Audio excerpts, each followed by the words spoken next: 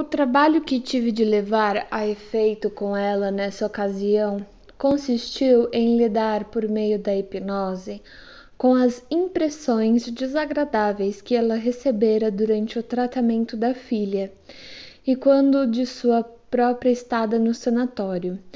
Ela estava cheia de raiva reprimida pelo médico que a tinha obrigado, sob hipnose, a soletrar a palavra S-A-P-O, sapo, e me fez prometer que jamais eu faria dizer isso. A esse respeito, aventurei-me a fazer uma brincadeira prática numa de minhas sugestões a ela. Este foi o único abuso da hipnose, aliás, um abuso muito inocente, cuja culpa para com essa paciente tenho de confessar. Assegurei-lhe que sua estada no sanatório em, abre aspas, barra, tal, fecha aspas, que significa vale, se tornaria tão remota para ela que nem sequer conseguiria lembrar do nome, e sempre que quisesse referir-se a ele, hesitaria entre Berg, que significa colina, Tawalda, que significa bosque, e assim por diante. Isso efetivamente aconteceu, e logo o único sinal remanescente de sua inibição da fala foi sua incerteza sobre esse nome. Por fim, após uma observação do Dr. Breuer, aliviei-a dessa paramnésia compulsiva. Travei com o que ela descrevia como, abre aspas, as tempestades na cabeça, fecha aspas, uma luta mais longa do que com os resíduos dessas experiências. Quando a vi pela primeira vez num desses estados, estava deitada no sofá com as feições transtornadas e todo o corpo em permanente agitação. Ficava a pressionar a testa com as mãos e a chamar, em tons de súplica e desânimo, o nome M, que era o de sua filha mais velha e também o seu. Sob hipnose, confessou-me que esse estado era uma repetição dos numerosos acessos de desespero pelos quais se vira dominada durante o tratamento da filha. Quando, depois de passar horas tentando descobrir algum meio de corrigir seus efeitos negativos, não se lhe apresentava nenhuma saída.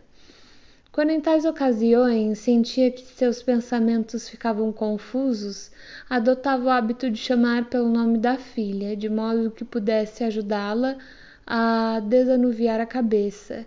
E isso porque durante o período em que a doença da filha lhe estava impondo novos deveres e ela sentia que seu próprio estado nervoso mais uma vez começava a dominá-la, ela determinou que o que quer que tivesse a ver com a moça devia ficar isento de confusão, por mais caótico que tudo ou mais pudesse estar em sua cabeça.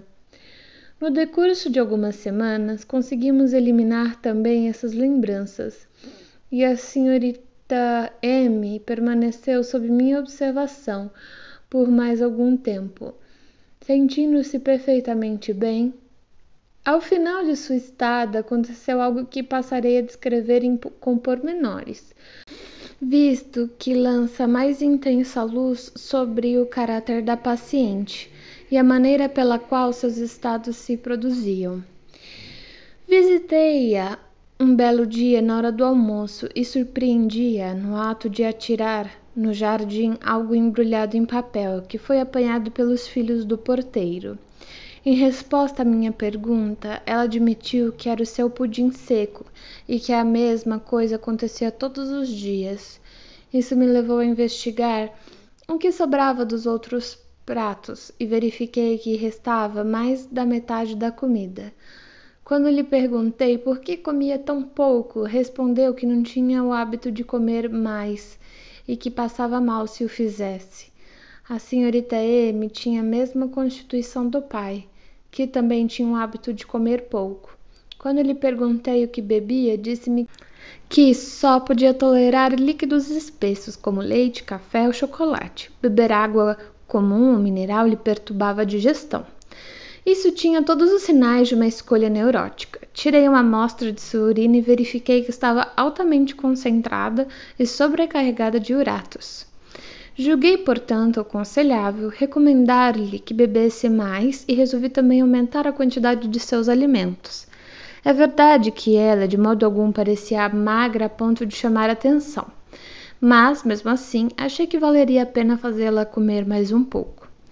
Quando em minha visita seguinte ordenei-lhe que ingerisse água alcalina e proibia de lidar com o pudim da maneira como o fazia, demonstrou agitação considerável, abre aspas. Farei isso porque o senhor está pedindo, fecha aspas, disse, abre aspas, mas posso dizer-lhe de antemão que dará mau resultado, porque é contrário à minha natureza, e o mesmo aconteceu com o meu pai, fecha aspas. Quando lhe perguntei sobre hipnose porque não podia comer mais nem beber água, respondeu num tom mal-humorado, não sei. No dia seguinte, a enfermeira informou que ela havia comido tudo o que lhe fora servido e bebera um copo de água alcalina. Mas encontrei a própria senhora M numa profunda depressão e num estado de humor muito irritado. Queixou-se de sentir dores gástricas muito violentas, abre aspas. Eu lhe disse o que aconteceria, fecha aspas. Falou, abre aspas. Sacrificamos todos os bons resultados pelos quais vimos lutando há tanto tempo. Estraguei minha digestão, como sempre acontece quando como mais ou bebo água. E agora terei de morrer de fome por 5 dias, há uma semana antes que possa tolerar qualquer coisa, fecha aspas. Assegurei-lhe que não havia nenhuma necessidade de ela morrer de fome e que era impossível estragar a digestão dessa forma. Suas dores se deviam somente à angústia em relação a comer e beber. Ficou claro que essa explicação minha não causou nela a mais leve impressão, pois, quando logo depois tentei fazê-la dormir pela primeira vez, não consegui provocar a hipnose. E o olhar furioso que ela me dirigiu convenceu-me de que estava em franca rebelião e de que a situação era muito grave. Desisti de tentar hipnotizá-la e anunciei que lhe daria 24 horas para pensar bem e aceitar a opinião de que suas dores gástricas provinham apenas de seu medo. No fim desse período, eu lhe perguntaria se ainda era de opinião que sua digestão podia ser estragada por uma semana pela ingestão de um copo de água mineral e de uma modesta refeição. Se ela dissesse que sim, eu lhe pediria que fosse embora. Essa pequena cena apresentava um acentuado contraste com nossas relações normais, que eram as mais amistosas. Encontrei-a 24 horas depois, dócil e submissa. Quando lhe perguntei o que pensava sobre a origem de suas dores gástricas, ela respondeu: porque era incapaz de subterfúgios, abre aspas. Penso que provém da minha angústia, mas só porque o senhor é dessa opinião, fecha aspas.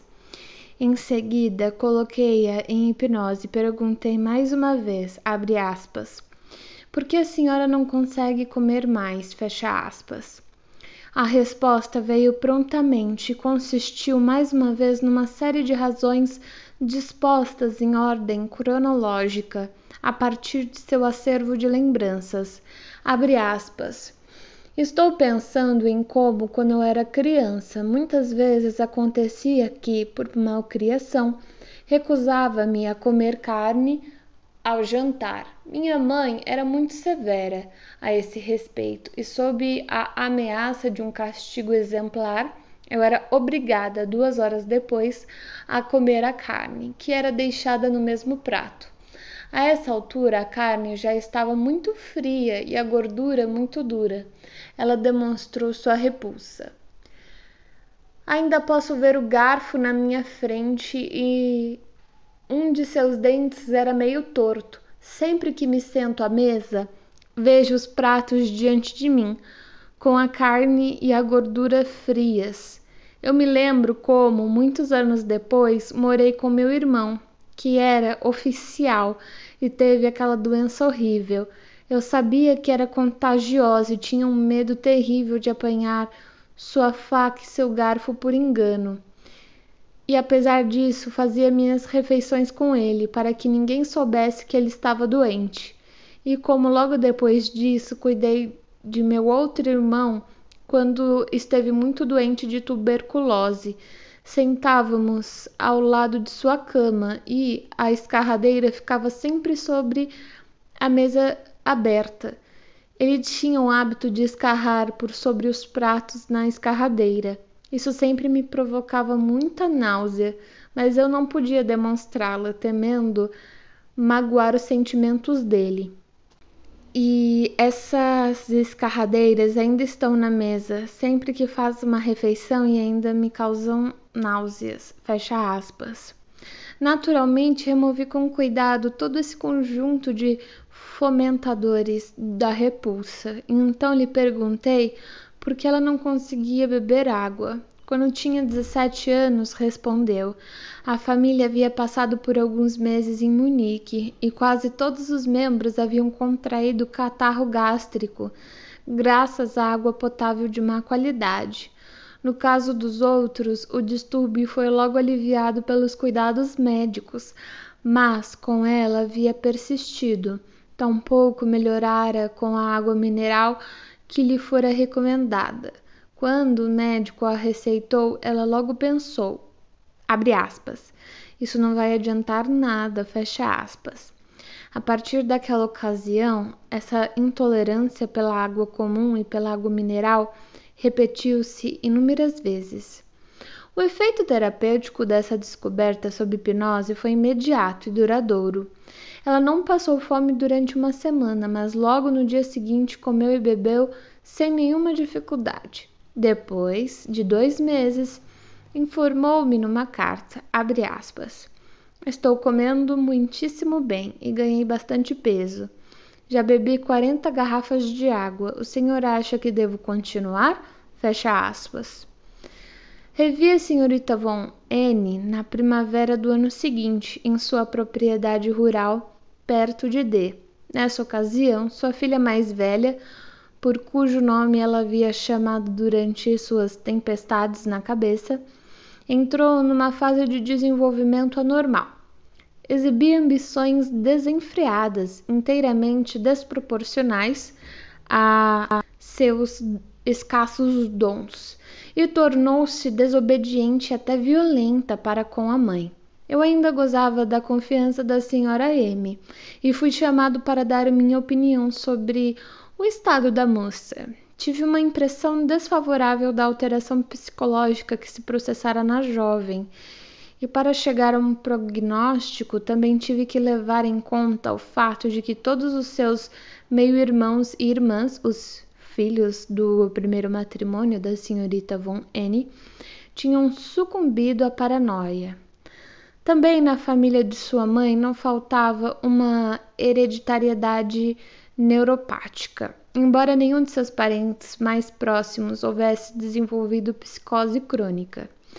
Comuniquei à senhora Von N, sem qualquer reserva, a opinião que me havia pedido, e ela recebeu com calma e compreensão. Ela havia engordado e sua saúde era florescente. Tinha se sentido relativamente bem durante os 9 meses decorridos desde o término de seu último tratamento. Fora perturbada apenas por ligeiras câimbras no pescoço e outros males de pequena monta. Nos vários dias que passei em sua casa, vim a compreender pela primeira vez toda a extensão de seus deveres, ocupações e interesses intelectuais. Conheci também o médico da família, que não tinha muitas queixas da paciente. Logo, até certo ponto, ela fizera as pazes com a profissão médica.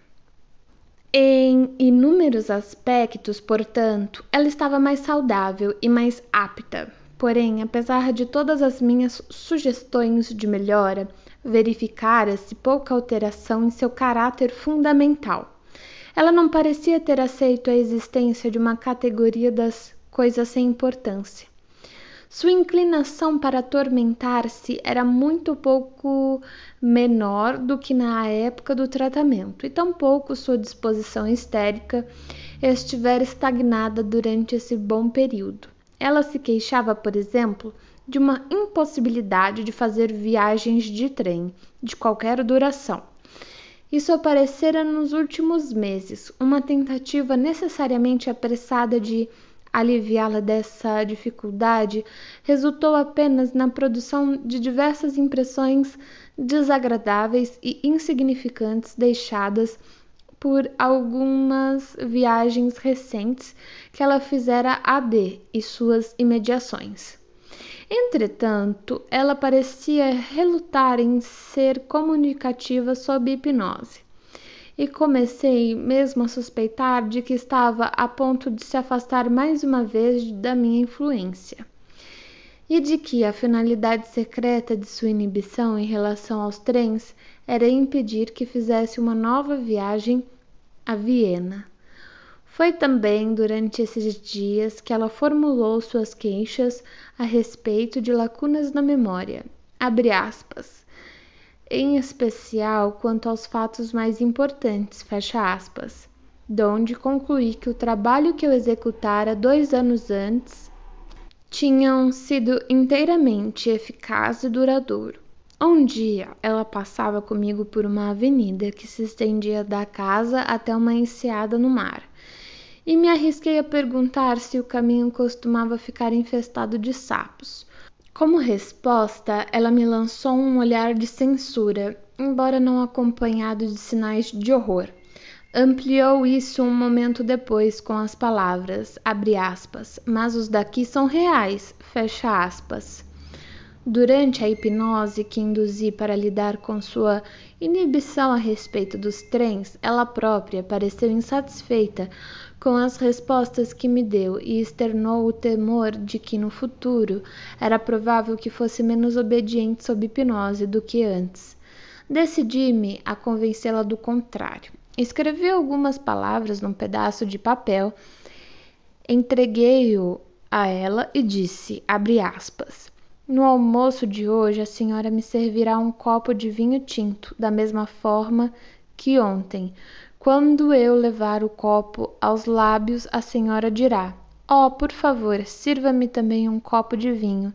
E quando eu estender a mão para apanhar a garrafa, dirá, não, obrigada, afinal, acho que não vou querer.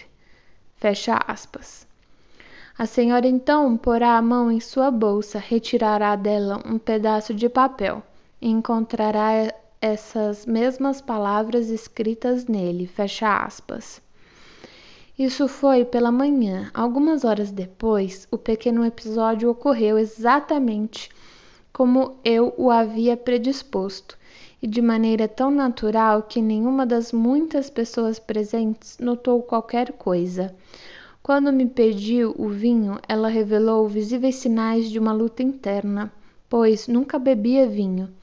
E depois de haver recusado a bebida com evidente alívio, pôs a mão na bolsa e retirou o pedaço de papel em que figuravam as últimas palavras que havia pronunciado.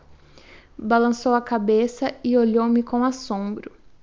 Após minha visita em maio de 1890, minhas notícias da senhorita Von N foram ficando cada vez mais escassas. Soube indiretamente que o estado deplorável da filha, que lhe causava todas as espécies de aflições e agitações, acabou por minar-lhe a saúde. Por fim, no verão de 1893, recebi dela um bilhete pedindo-me permissão para ser hipnotizada por outro médico, visto que voltara a ficar doente e não podia vir a Viena.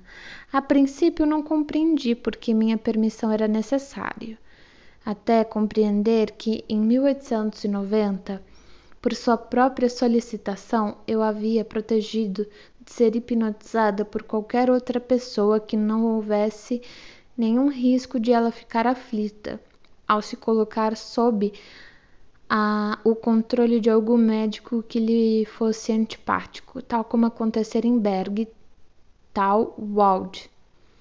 Por conseguinte, renunciei por escrito à minha prerrogativa exclusiva. Título: Discussão. A menos que tenhamos, em primeiro lugar, chegado a um acordo completo sobre a terminologia em jogo, não é fácil resolver se um caso particular deve ser considerado como sendo de histeria ou de alguma neurose. Abre parênteses. Refiro-me aqui às neuroses que não são de tipo puramente neurastênico, fecha parênteses. E ainda temos de aguardar a mão orientadora que fixará os marcos fronteiriços na região das neuroses mistas, que ocorrem comumente, e que trará à tona os aspectos essenciais para a caracterização destas. Por conseguinte, se ainda estivermos acostumados a diagnosticar uma histeria, no sentido mais estrito do termo, por sua semelhança com casos típicos já conhecidos, dificilmente poderemos questionar o fato de que o caso da senhorita M. von N. era de histeria. O caráter brando de seus delírios e alucinações, enquanto suas outras atividades mentais permaneciam intactas, a modificação de sua personalidade e de seu acervo de lembranças quando se encontrava num estado de sonambulismo artificial, a anestesia em sua perna dolorida, certos dados revelados em sua anamnese, sua nevralgia ovariana, etc., não admitem dúvida quanto à natureza da histeria da doença, ou pelo menos da paciente. Se alguma questão pode ser levantada, é apenas graças a um aspecto particular do caso, que também dá oportunidade para um comentário de validade geral. Como explicamos na comunicação preliminar, entre aspas, que aparece no início desse volume, consideramos os sintomas histéricos como efeitos e resíduos de situações que atuaram sobre o sistema nervoso como traumas. Não há permanência de resíduos dessa natureza quando a excitação original é descarregada por abreação ou pela atividade do pensamento. Não é mais possível a essa altura evitar a introdução da ideia de quantidades, ainda que não mensuráveis. Devemos considerar o processo como se uma soma de excitação, atuando sobre o sistema nervoso, se transformasse em sintomas crônicos, na medida em que não fosse empregada em ações externas, na proporção de sua quantidade. Ora, estamos habituados a verificar que, na histeria, uma parte considerável dessa soma de excitação do trauma é transformada em sintomas puramente somáticos. Foi essa característica da histeria que, por tanto tempo, atrapalhou seu reconhecimento como um distúrbio psíquico. Se, para sermos breves, adotarmos o termo conversão para designar a transformação da excitação psíquica em sintomas somáticos crônicos, que é tão característica da histeria, podemos então dizer que o caso da senhora M. von N. apresentava apenas uma quantidade de conversão. A excitação, que era originariamente psíquica, permaneceu em sua maior parte nessa esfera. E é fácil compreender que isso lhe confere uma semelhança com as outras neuroses não histéricas. Existem casos de histeria em que todo o excedente da estimulação sofre conversão, de modo que os sintomas somáticos da histeria se intrometem, no que parece ser uma consciência inteiramente normal. A transformação incompleta, no entanto, é mais comum, de modo que, pelo menos, parte do afeto que acompanha o trauma persistente na consciência como um componente do estado emotivo do indivíduo. Os sintomas psíquicos em nosso atual caso de histeria, em que havia muita pouca conversão, podem ser divididos em alterações de humor, angústia, depressão, melancolia, fobias e abulias, inibições da vontade. As duas últimas classes de perturbação psíquica são consideradas pela Escola Francesa de Psiquiatria como estigmas da degenerescência neurótica, mas em nosso caso verifica-se que foram suficientemente determinadas por experiências traumáticas. Essas fobias e abulias eram, na maior parte, de origem traumática, como mostrarei com detalhes.